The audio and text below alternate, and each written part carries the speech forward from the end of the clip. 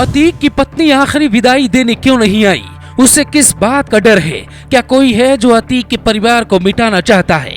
Media ने खबर उड़ाई पर अतीक की पत्नी नहीं आई। विधवा होने के बाद भी किस डर के कारण शाइस्ता जनाजे में शामिल नहीं हुई? शाइस्ता क्या विदेश भाग गई? अगर वो है तो पुलिस से डर ज्यादा जरूरी था या अतीक को विदाई देना मायने रखता है? शाइस्ता की ऐसी क्या मजबूरी है कि वो पति की अंतिम विदाई में शामिल नहीं हुई? अतीक की हत्या हुई, शाइस्ता अस्पताल नहीं पहुंची, पोस्टमार्टम रिपोर्ट लेने भी नहीं पहुंची।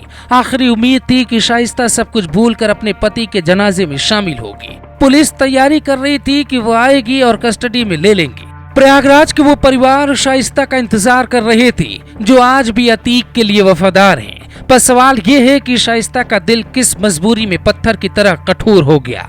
राजनीतिक और कानून की गलियारों में अलग अलग थ्योरी घूम रही है। उसमें सबसे ठोस थ्योरी लगती है शाइस्ता की वो तैयारी जो अतीक नहीं कर पाया। अतीक ने कब्जा करके ही सही पर करीब 10,000 करोड़ की संपत्ति बनाई। आखिरी वक्त में कफन खरीदने तक के काम न आई। तो क्या शाइस्ता अपने बच्चों के लिए उन सबको समेटना चाहती है, इसीलिए वो पुलिस के हाथ नहीं लगने वाली? या फिर इस थ्योरी पे ज्यादा भरोसा करे कि शाइस्ता कोई गेम प्लान कर रही है जिसकी भनक न तो मीडिया को है और न ही पुलिस को? वो कोर्ट में जाके कुछ सबूत दे सकती है जिस पे राजनीतिक बवंडर खड़ा हो सकता है। इसीलिए वो अंतिम विदाई में नहीं आई, क्योंकि अगर वो ऐसा करेगी तो पुलिस के हाथ लग जाएगी और प्लान फेल हो जाएगा। कुछ लोग दावा करते हैं कि अतीक की पत्नी देश में है ही नहीं, इसीलिए वो इतनी जल्दी भारत नहीं लौट पाई। कुछ का दावा था कि एक महिला असद के जनाजे में शामिल हुई थी जो शाइस्ता परवीन जैसी लग रही थी, पर वो थ्योरी भी झूठी निकली। तो शाइस्ता कहाँ है? उसे हवा उड़ा ले गया या आसमान निगल गया? अतीक की अंतिम यात्रा के दौरान भीड़ दिखी। कुछ लोग जिसे माफिया कहते हैं उसे कुछ लोग अपना शहंशाह मानते हैं। अतीक मरने के बाद अपने परिवार का नहीं हो पाया।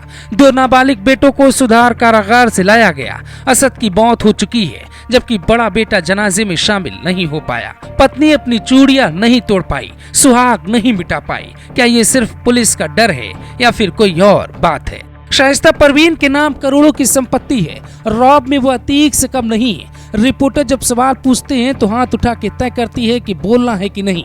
विधानसभा चुनाव में जब ओवैसी की पार्टी ज्वाइन करने पहुंची तब ग्लोबल भारत टीवी के संवाददाता ने कुछ सवाल पूछे थे, लेकिन शाइस्ता का रौब देखने लायक था। जो बीजेपी सरकार में जो मुकदमे लगाए गए हैं अतीक अहमद पे, उसके बारे में क्या कहेंगे? न्यायालय में है, उसकी बातें बाद में की जाएंगी, वो सब न्यायालय में है। और ये हम लोगों को पार्टी में जो चीजें दिखाई दी उसकी बात हम लोग कर रहे हैं कि हमें इस पार्टी में आना चाहिए। शाइस्ता परवीन अतीक की चिट्ठी पढ़ती है तो मंच पर भावुक हो जाती है। अतीक का संदेश पहुंचाती है पर अतीक के जनाजे में क्यों नहीं आती? अतीक की पत्नी अखिलेश पर कुछ भी बोलने से मना कर देती है। वो सब बातें बाद में मालूम। समाजवादी पार्टी के बारे में क्या कहना चाहेंगे? No comment. तो वो आज कहाँ है? कौन लोग उसकी रक्षा कर रहे हैं? किसकी सलाह पर वो पति के जनाजे में शामिल नहीं हुई?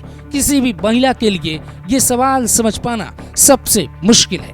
Bureau report, global Bharat TV.